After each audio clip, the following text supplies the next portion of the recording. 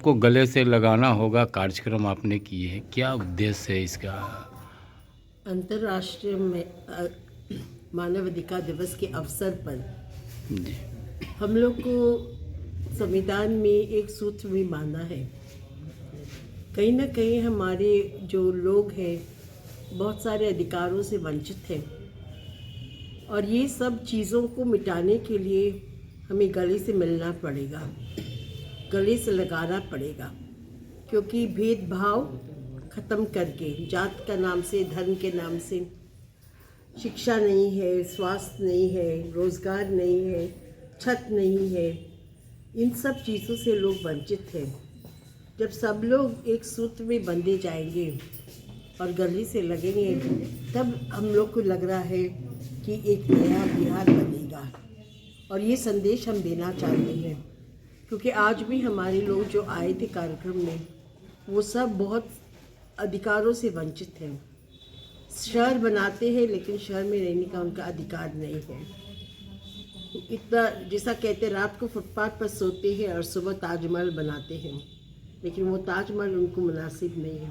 जिस तरह से मैडम आपने अक्सर जो दबे कुचले के लिए आप लड़ाई लड़ती हैं, आवाज़ उठाती हैं, मैं आज से नहीं बरसों से देख रहा हूँ। और चूँकि जितना आपने संघर्ष करती हैं, क्या लगता है कि इससे आम जनों में कितने लोगों के लिए आपने ऐसा उत्थान मने हुआ है जिससे जो है कि लोग लाभान्वित हुए हैं? देखिए, संघर्ष करना हम लोग का धर्म है, फल भगवान देगा। बहुत सारे बापूजी का ही इतिहास देखिए, जब उन्होंने आज़ादी की लड़ाई शुरू की हमारे पूर्वजनों ने, तो बहुत सारे भगवान को प्यारे हो गए और आज़ादी का फल नहीं देखे। इसी तरह हम लोग को बीज बोना है, लोगों के अंदर आशा का किरण जगाना है। कहीं ना कहीं एक दिन भगवान की लाठी जब गिरेगी और तो हमारे लोगों को ज़रूर आवाज़ मिलेगा। यही हमारी उम्मीद करके हम लोग इस संघर्ष को आगे बढ़ाते और हमारे लोगों को प्रेरित करते हैं कि हमें हिम्मत नहीं हारना है, लड़ेंगे और एक दिन ज़रूर जीतेंगे और नया बिहार ज़रूर बनाएंगे। आप जिस तरह से लोगों के बीच में और ख़ास करके महिलाओं के लिए जो आपने जिस तरह से काम करती हैं, महिला माने आपको देख करके किस तरह के उनकी भावनाएं पैदा होती है, जो कि जिस तरह आपका संघर्ष है? हमारा एक सिद्धांत है, हम लोगों को ज्ञान देते हैं, हौसला देते हैं, रास्ता दिखाते हैं। और कहीं ना कहीं जब भी हम लोग कार्यक्रम करते हैं, भारी संख्या में लोग आते हैं, ये दिखाता कि वो हम लोग पर भरोसा करते हैं और इनको भरोसा और इनका हौसला को बुलंद रखना हमारा काम है, हमारा धर्म है। इनका मने आत्मविश्वास है कि जो आप जो करती हैं वो सही करती हैं और समाज के लिए, दबे कुचले के लिए जो है आवाज़ को आप वहाँ तक पहुँचाती हैं जो जहाँ तक गरीब कुचले के जो वहाँ आवाज़ नहीं पहुँचाते वहाँ तक आप लोग पहुँचाते, क्योंकि ये लोग देखते हैं, इन लोग को ले जाते भी हैं।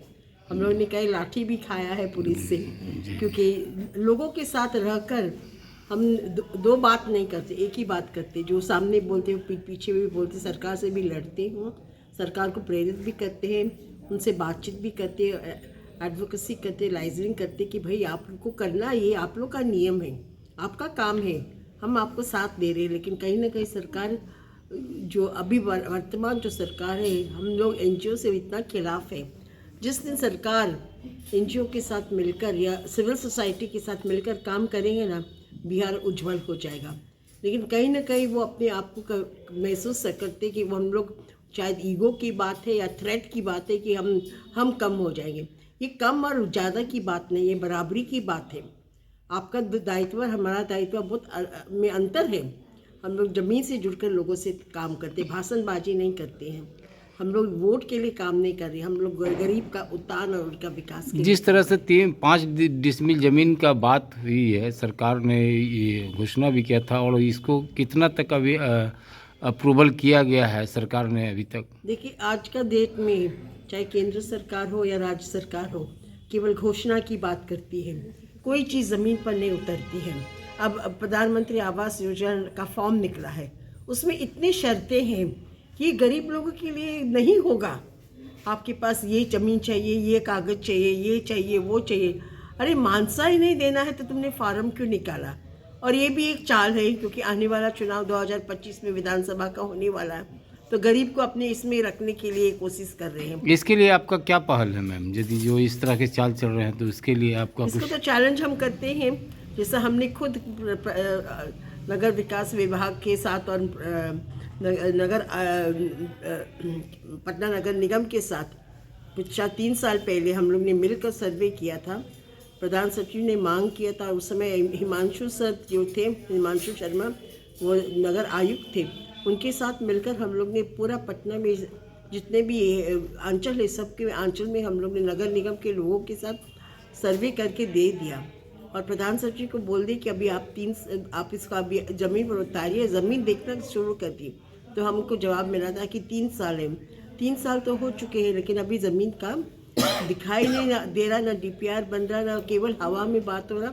जबकि इस जून में कैबिनेट का भी डिसीजन है कि घर बनाकर देना है, लेकिन ये कब होगा, इसको चैलेंज हम लोग तो रिप्रेजेंटेशन लेटर तो भेज ही रहे नगर विकास विभाग में, लगातार लोगों के साथ लेकर, लोगों का हस्ताक्षर देकर, उनका प्रतिनिधि बनकर उनको भेज रहे हूँ। लेकिन हम लोग देखते हैं कि कई एक दिन तो ज़रूर सूरज का किरण निकलेगा, आशा का किरण जगेगा और हम लोग के लोगों को आवाज़ ज़रूर मिलेगा। ये मेरी उम्मीद है, ये मेरी प्रार्थना है भगवान से। आगे चलते चलते एक सवाल और है कि आगे जो है मैंने जो जिसके लिए संघर्ष कर रहे हैं गरीब गुरबा के लिए, आप उनको क्या कहना चाहेंगे, क्या संदेश देना चाहेंगे? और आज जिस सभा में मैंने कहा कि हम लोग को हिम्मत नहीं हारना है, लड़ेंगे और जीतेंगे एक दिन। गांधी बापूजी का उदाहरण लेकर, उन्होंने जब लड़ाई शुरू किया था उनको नहीं पता था इतना हो जाएगा, लेकिन आज़ादी तो मिल गई। हिंसा, सत्य और अहिंसा का रास्ता अपनाना, विचारधारा जो बापूजी का है, सत्य और अहिंसा का रास्ता हम लोग अपनाएंगे तो ज़रूर हमारा विजेता हो जाएगा एक दिन। चलिए धन्यवाद। चाहेंगे सर, जो सबको गले लगाने की आप लोगों ने बात की है। जी, आज हम लोग मानवाधिकार दिवस के पूर्व संध्या पर सभी को गले से लगाना होगा कार्यक्रम का आयोजन किया। ये कार्यक्रम का आयोजन इसलिए किया, हम लोग बहुत संघर्ष करते हैं, धरना प्रदर्शन, परिचर्चा, चर्चा बहुत सारा करते हैं, लेकिन एक श्रेया राठौर के जो मानवाधिकार पर गीत गाई थी, जिसको राष्ट्रीय अवार्ड भी मिला था, उससे हम लोग भी प्रभावित हुए हैं कि सबको गले लगाना होगा। ये मानवाधिकार है, बहुत सारा अधिकार है, हमारे मौलिक अधिकार है, समानता के अधिकार, स्वतंत्रता के अधिकार, शोषण के विरुद्ध अधिकार, भोजन के अधिकार, शिक्षा के अधिकार, तमाम अधिकार हैं। लेकिन अधिकार तो हैं, लेकिन जो निचला, जो अंतिम पगार पर खड़े व्यक्ति हैं, उनको तक पहुंच नहीं पा रही है। तो हम लोग ने सोचा कि एक गीत के ही इस सेंटेंस पर एक कार्यक्रम करते हैं, जिसका कि बहुत अच्छा प्रतिफल हुआ।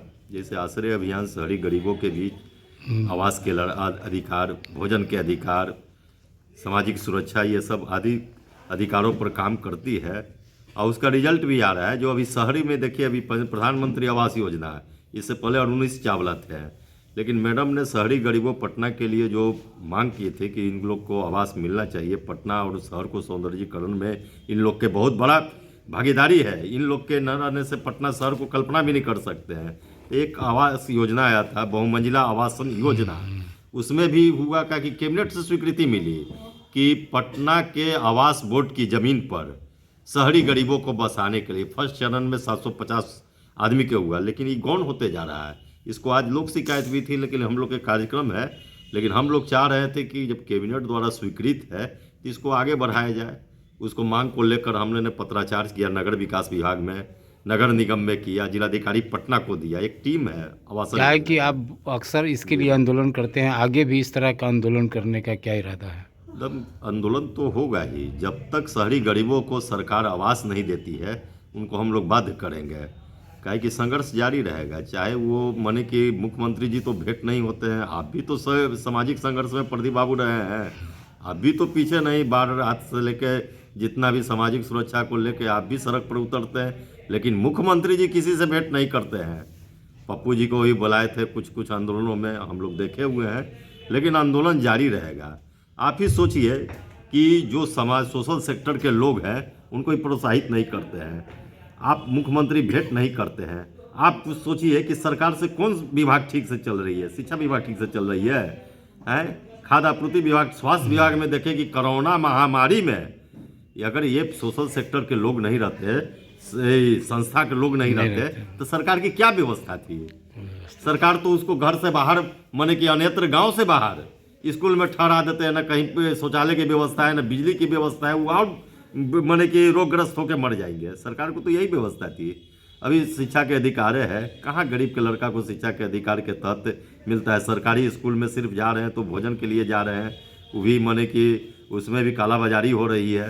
तो इसलिए तमाम हम लोग सोशल सेक्टर के लोगों को दबा के रखा जा रहा है। अगर हम लोग आवाज़ उठाते हैं, आप देख लीजिए अभी जितने भी पटना में संस्था है, कोई भी संस्था अगर गरीबों के घरों पर बुलडोजर चलती है तो कोई संस्था बता दीजिए पटना में आगे आती है? वो आश्रय अभियान जान रहे हैं क्या जो आगे आती है। लेकिन हम लोग के भगवान भरोसे अभी संस्था बची हुई है, नहीं तो संस्था पर भी, संगठन पर भी आंख दिखा रही है। बड़े बड़का संगठन था, उसका FCRA खत्म कर दिया। वो सोच रहे हैं कि सरकार के देख रहे हैं कि आप थोड़ा सा अगर मान लीजिए कि सोशल सेक्टर में काम करके थोड़ा सा अपने मुकाम हासिल करते हैं तो आप पर गृह मंत्रालय लग जाते हैं, फाइनेंशियल मिनिस्ट्री लग जाते हैं कि आगे बढ़ रहा है। वो आप वही वर्दी वाला सरकारी कर्मचारी आपसे रंगदारी मांगते हैं। तो इसलिए गरीबों की मांग को लेकर आश्रय अभियान सतत संघर्षरत रही है और आगे भी रहेगी। चलिए, इसके लिए बहुत बहुत धन्यवाद। दिलीप पटेल, आश्रय अभियान। हाँ बोलिए, क्या कहना चाहेंगे अरुण जी? आश्रय अभियान के तत्वाधान में मानवाधिकार दिवस के अवसर पर सबको गले लगाना होगा कार्यक्रम का आयोजन किया गया है। इस कार्यक्रम का मुख्य उद्देश्य है समाज में भेदभाव को समाप्त करना, लोगों में भाईचारा, प्रेम, दया, करुणा, क्षमा ये सब पुनः स्थापित हो और सब लोग मिलजुल कर संघर्ष करें अपने अधिकारों के लिए, जैसे शिक्षा है, आवास है, रोजी है, रोटी है, कपड़ा है, मकान है। ये सब गरीब लोगों को जो अंतिम पायदान पर हैं उन लोगों तक पहुँचे, यही उद्देश्य कार्यक्रम का था, है और आगे भी रहेगा। परिचय दे दीजिए। मेरा नाम अरुण कुमार मेहता, उर्फ सम्राट वंशी अरुण मेहता है। मैं एक सामाजिक कार्यकर्ता हूँ। धन्यवाद।